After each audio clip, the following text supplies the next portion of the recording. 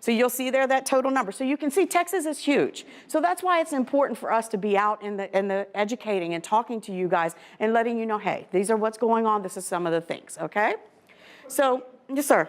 You basically pointed out how spread out you are and how overlapping the clientele is. Mm-hmm. So any of us working with kids in one of those drop kids that lives in a certain school district, you list on your card that you're at Joint Base Lackland. Yes, sir. Is that the only office, or do you have a separate satellite office at each base and post? That's a great question. There's 4 of us that do my specific job, and there is, correct me, 6 of you guys, 6 of the EF&P? Is it 6 total?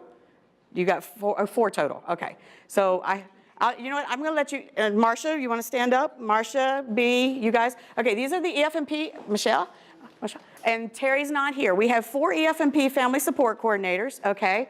Marcia is at Lackland. B and Michelle is here at Fort Sam Houston, okay? And then Terry is at Randolph. For me, I have Miss Angela Green out at Randolph. I have Miss Nita Ford Hightower and Miss Kiana Abner at Fort Sam Houston. And here, you see me at Lackland. Now, we all do the same thing.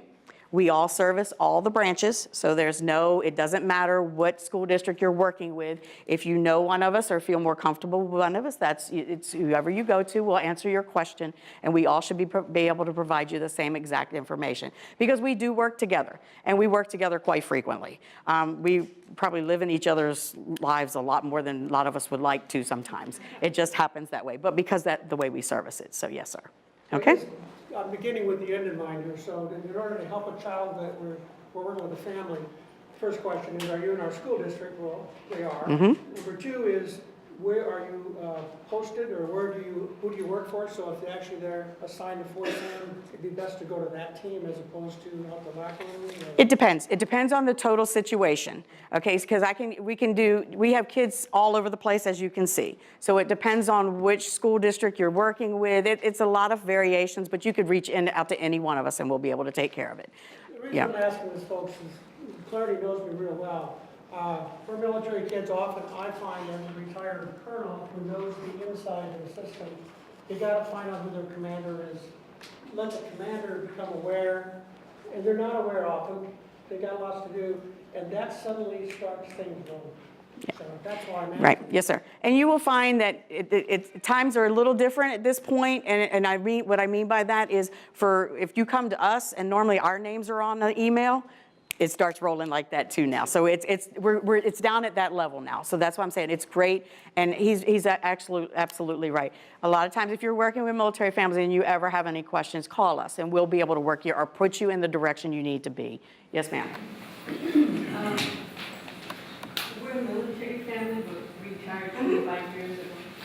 Now, way back then, we didn't have children yet, but there was a stigma attached. Mm-hmm. That if you referred someone, then it could affect the career of that person. How has that changed? It has changed some. Has it been completely gone? No, it's not completely gone. We see it a lot in the Exceptional Family Member Program realm, a little bit more than we see it on my realm, but we do have to still deal with it and the myths and take care of those myths. We try. It does not hurt their career, and once you try to normally explain that it is a safety net for them, and we need to it doesn't mean they're not going to get promoted. It doesn't mean they're not going to get that assignment. What it means is they may have to make some hardcore decisions, because ultimately when you raise your right hand, you're saying, I'm yours.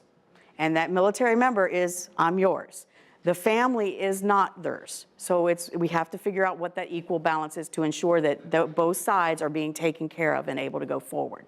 So with that, in the educational realm, just so you're aware, in the educational realm, every Student Succeed Act was passed in 2015. In December of 2015, it becomes activated. What this made our school districts do, just so you're aware, is it makes them take control and understand who their military families are and who identify those children.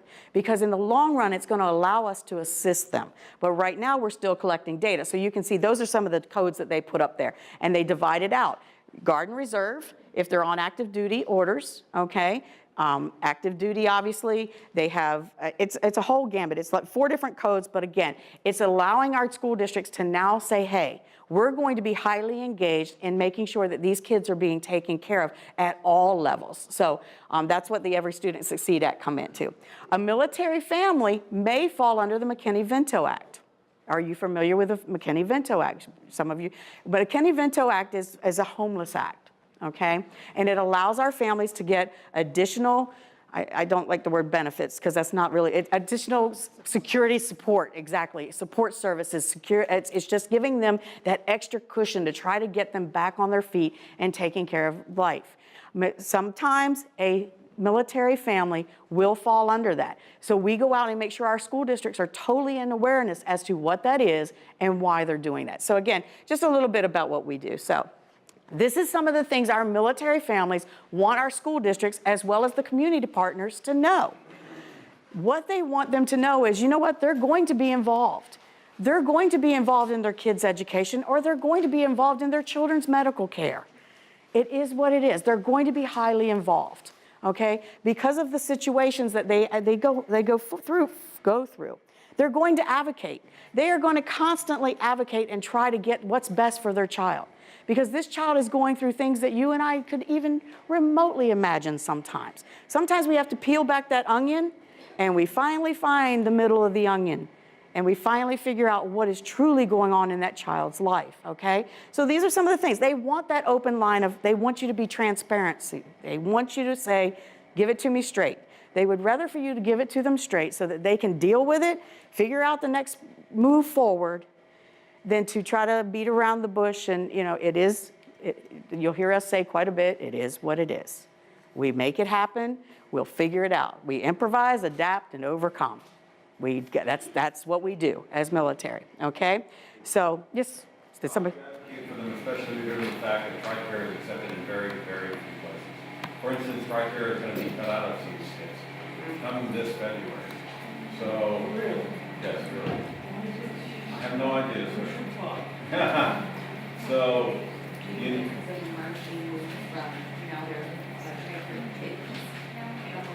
I don't think that's the reason why. So now we've got military personnel coming in trying to get like their children taken care of at off base and at different places that should be qualified and should accept their insurance, but are not. So what can you do for them? For our office specifically, that's not what we do. But we can pass that information on to those that, and provide you, actually Marcia's raising her hand because go ahead.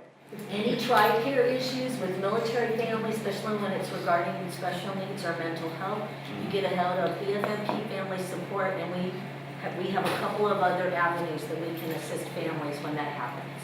That's great. Yeah. So, I mean, we have little bits, it's a little bit at a time. It's like with anything dealing with the military, a little bit at a time. But yeah, if you have an issue that was not being solved or you need that further guidance, then step out to the EFMP office. And like I said, even if we don't know, we're going to help you find where you need to go to at least get you in that right direction. I went through it myself personally as a military member, retired after 21 years. And TRICARE was kind of a pain trying to get it. Sir?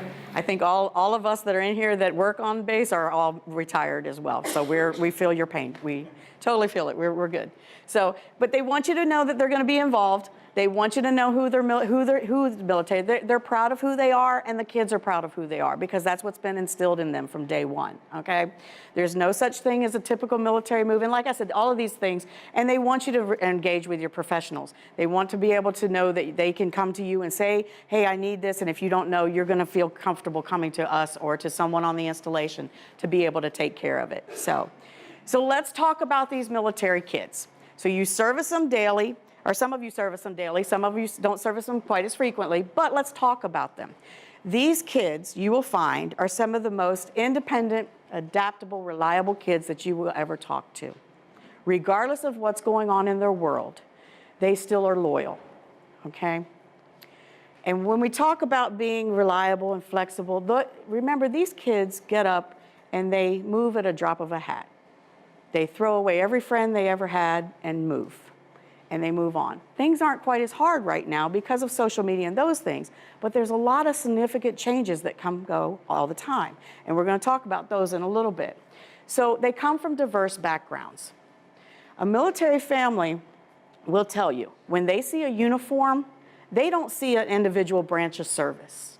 What they see is family. Because it doesn't matter that you were in the Army and I was in the Air Force. I've got your back, and you know that. Doesn't matter what you were in. I've got your back, and you know that's how we are. Because that is who we are. That is who we've been engaged in and how we live our lives. So when you see when a kid sees a military uniform, they'll know the difference, but they're still going to consider that person family and know and feel that they can trust and go to them.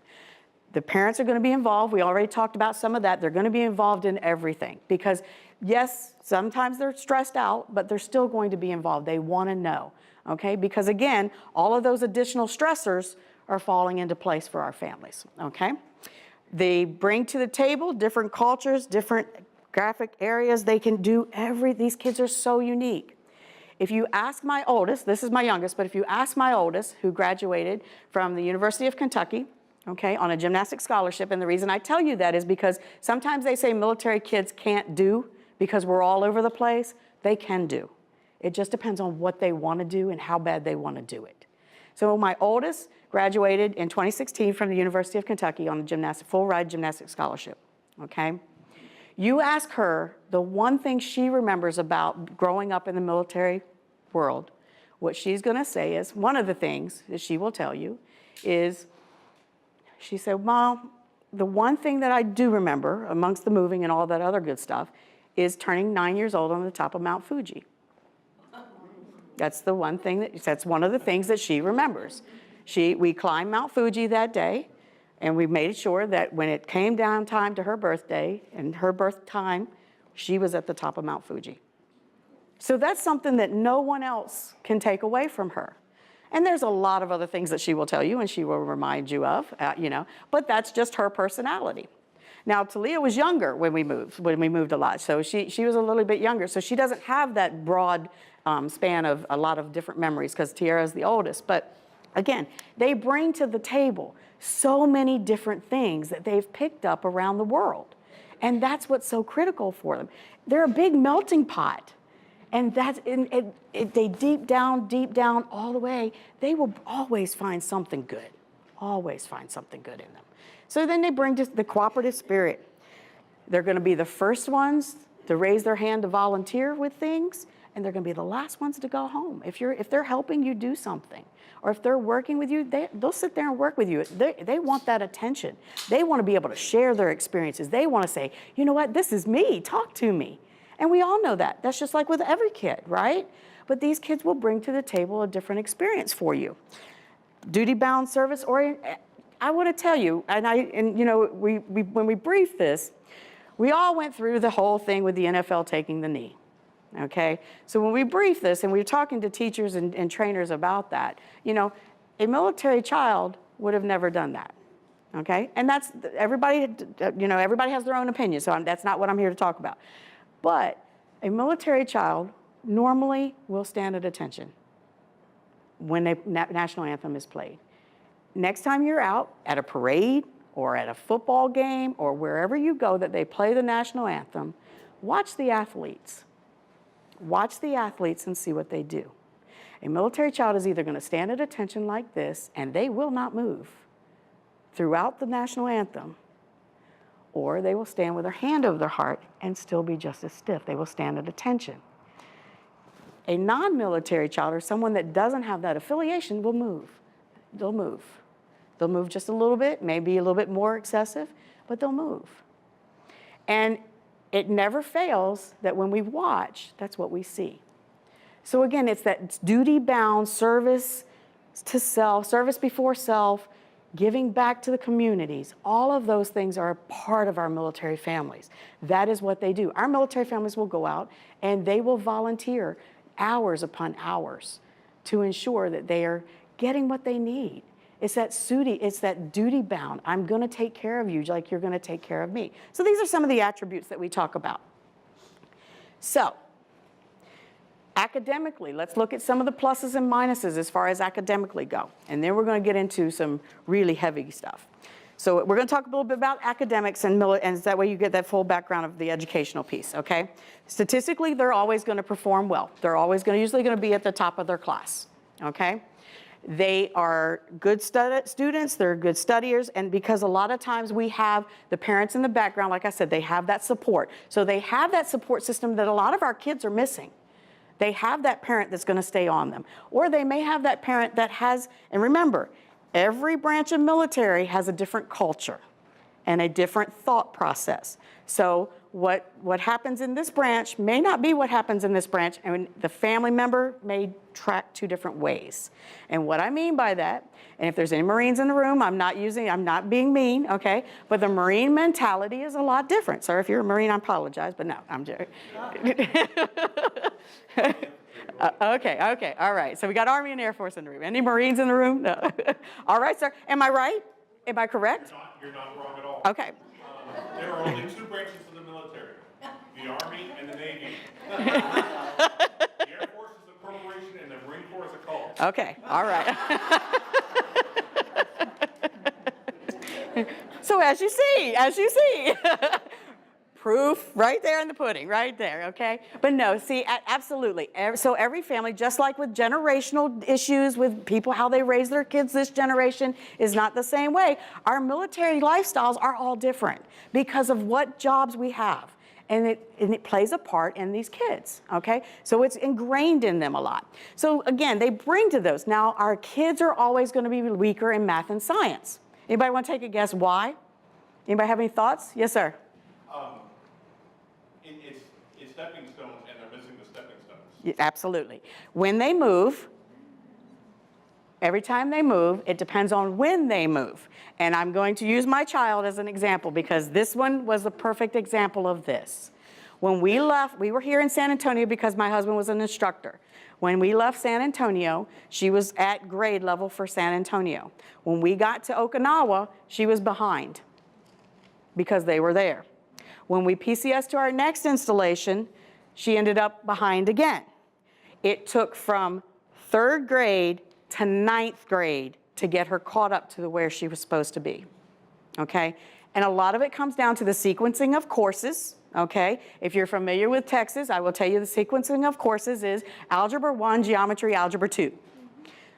Most of your other states are Algebra 1, Algebra 2, Geometry. So think about a child that moves in the middle of that, okay? So those are some of the things that you see in our families, okay? Retaking classes over and over again, they won't reach out for help. Resiliency is the new buzzword in the military. We train our families to be resilient. We train our kids to be resilient. We want our families to be able to take care of themselves and have a resilient lifestyle. And that's absolutely great. It works, but not all the time.